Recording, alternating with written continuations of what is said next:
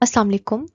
आज के लेक्चर में जो ऑर्गेनेली हमने डिस्कस करनी है that is very important for the plant cells and that organelle is plastids.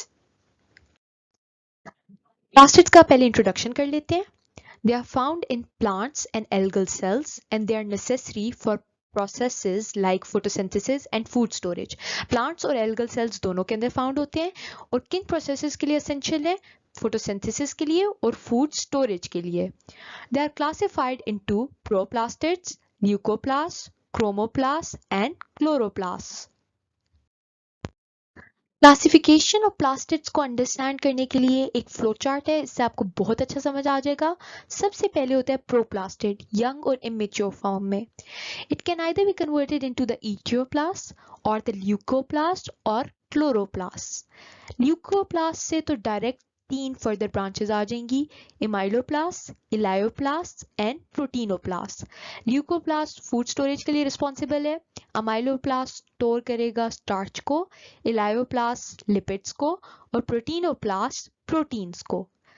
On the other hand जब ईशियोप्लास्ट बन रहा है तो ईशियोप्लास्ट चेंज हो जाएगा क्लोरोप्लास्ट में, क्लोरोप्लास्ट चेंज होगा क्रोमोप्लास्ट में। क्लोरोप्लास्ट ग्रीन पिगमेंट के लिए रिस्पॉन्सिबल है और क्रोमोप्लास्ट जो है कलरफुल पिगमेंट्स के लिए रिस्पॉन्सिबल है और फ्रूट्स पेटल्स वगैरह को यही कलर देता है। ये सारी चीजें डिटेल में हम नेक्स्ट स्लाइड्स में डिस्कस करने वाले हैं। First type of plastids that we are going to discuss is the proplastids. They're young and immature. They divide and redivide in meristematic cells and distributed to different body parts. Divide करते हैं meristematic cells के अंदर, दोबारा से divide करते हैं और फिर distribute हो जाते हैं different parts में. Depending on various factors like exposure to light, the intracellular structures in which they are found, they may develop into leucoplasts या chloroplasts. या तो leucoplast में develop हो जाते हैं या chloroplast में develop हो जाते हैं. Next type of plastids is chromoplast. Chromoplast impart colors to plants other than green. Green के अलावा जितने भी colors हैं वो chromoplast impart करते हैं plants को. Present कहाँ होंगे? Petals of flowers में और ripened fruit में. पोलिनेशन में हेल्प करते हैं और डिस्पर्सल ऑफ सीड्स में हेल्प करते हैं। कैसे? ये प्लांट्स के जो फ्लावर्स हैं उनको अट्रैक्टिव बना देते हैं, उनको कलरफुल पेटल्स देके। उनकी जो पेटल्स होती हैं वो कलरफुल हो जाती हैं तो उनकी तरफ डिफरेंट बीज, एनिमल्स, इंसेक्ट्स अट्रैक्ट होते हैं और वो हेल्प करेंगे इनको पोलिनेशन में और डिस्पर्सल ऑफ सीड में। Last type of plastids is the chloroplasts. Chloroplasts are green plastids and are present in green parts of plants like leaves, woody stem and unripened fruit coverings. इनको green plastids कह रहे हैं इसीलिए green parts में present होते हैं, leaves में, woody stem के अंदर present होंगे और अनराइपेंड फ्रूट कवरिंग्स में। जब फ्रूट राइपन नहीं हुआ होता, कच्चा होता है बेसिकली, तो उसकी जो कवरिंग होती है ना वो ग्रीनिश से कलर की होती है, तो वो भी क्लोरोप्लास्ट की वजह से होती है। They are bounded by a double membrane called the envelope. एक डबल मेम्ब्रेन ने इनको बाउंड किया हुआ है और उसको हम बोल रहे हैं envelope. Outer membrane like mitochondria has porins and is freely permeable to all molecules.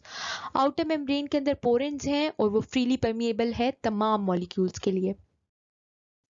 जो इनर मेम्ब्रेन है वो सेमी परमिएबल है and is rich in proteins. The intermembrane space is present between the outer or inner membrane. Outer और inner membrane के दरमियान जो space है that is the intermembrane space. Stroma is ground fluid and it takes up most of the volume of chloroplast. Ground fluid कौन सा है? Stroma है और ज़्यादातर volume of chloroplast stroma ने ही लिया हुआ है. It also contains small circular DNA, 70S ribosomes, so they are also self-replicating. Small circular DNA present है, 70S ribosomes present हैं, इसीलिए ये self-replicating है। स्ट्रोमा के अंदर एक क्लोरोफिल से भरा हुआ double membranous flat like structure है, उसका नाम होता है थाइलाकॉइड। थाइलाकॉइड्स दो टाइप के होते हैं, एक स्मॉलर थाइलाकॉइड होता है, एक लार्जर थाइलाकॉइड होता है। Smaller thylakoid disc-like sacs होते हैं. They are piled over one another to form a stack of coins called granum. Smaller thylakoids disc की तरह हैं और एक दूसरे के ऊपर पाइल करके ना वो एक स्टैक सा बना लेते हैं, जैसे कि कॉइन्स का स्टैक नहीं होता, और उस पूरे स्टैक को हम बोलते हैं granum. Each granum consists of 20 to 50 thylakoids. एक ग्रैनम के अंदर कितनी thylakoid होंगी? 20 से 50 के around. And there are 40 to 60 grana in each chloroplast. 20 to 50 thylakoids हैं एक ग्रैनम के अंदर और 40 to 60 grana है एक क्लोरोप्लास्ट में. क्लोरोप्लास्ट को समझने के लिए, उसके स्ट्रक्चर्स को समझने के लिए ये डायग्राम देख लें. इसमें सबसे पहले हम देख रहे हैं कि ये डार्किश ग्रीनिश कलर की आउटर मेम्ब्रेन है. ठीक है, ये थर्ड पार्ट की लेबलिंग है. देन ये येलोइश से कलर की इनर मेम्ब्रेन है. ये फर्स्ट पार्ट की लेबलिंग है. उसके बाद फर्स्ट और थर्ड पार्ट के दरमियान यानी आउटर मेम्ब्रेन और इनर मेम्ब्रेन के दरमियान जो चीज प्रेजेंट है that is the inter membrane space. उसके बाद fourth stroma which is the ground fluid of chloroplast. Stroma के अंदर हमें पता है थाइलाकॉइड है. थाइलाकॉइड ये जो पूरा स्टैक है एक दूसरे के ऊपर स्टैक हुए हुए स्टैक ऑफ कॉइन्स की तरह. This is the granum. Smaller thylakoids हम डिस्कस कर चुके हैं. अब बारी है लार्जर थाइलाकॉइड्स की. लार्जर थाइलाकॉइड्स क्या करते हैं? ग्रैना को एक दूसरे के साथ इंटरकनेक्ट करते हैं and they are called as the intergrana. These membranes are colorless and do not contain pigments. ये membranes colorless हैं और इनके अंदर कोई भी pigment मौजूद नहीं है. अब हम क्लोरोप्लास्ट के फंक्शंस डिस्कस कर लेते हैं. Chloroplast is the site of photosynthesis in plants, hence making them most important energy transforming organelle in photosynthetic eukaryotes. photosynthetic eukaryotes के अंदर most important energy transforming organelle होगी. क्यों? क्योंकि site of photosynthesis है plants के अंदर. Chloroplast energy is also use by plants. जो chloroplast energy होती है वो प्लांट्स यूज भी कर सकते हैं.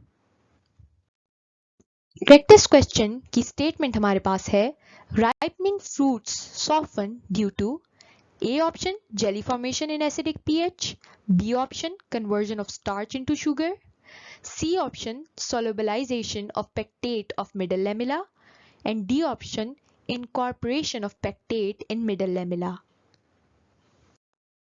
सोल्यूशन की अगर बात करें तो राइपनिंग फ्रूट्स हमारे पास सॉफ्टन हो जाते हैं because of the solubilization of pectate of middle lamella. तो करेक्ट ऑप्शन बनेगी C option. I hope today's lecture was clear. Thank you very much.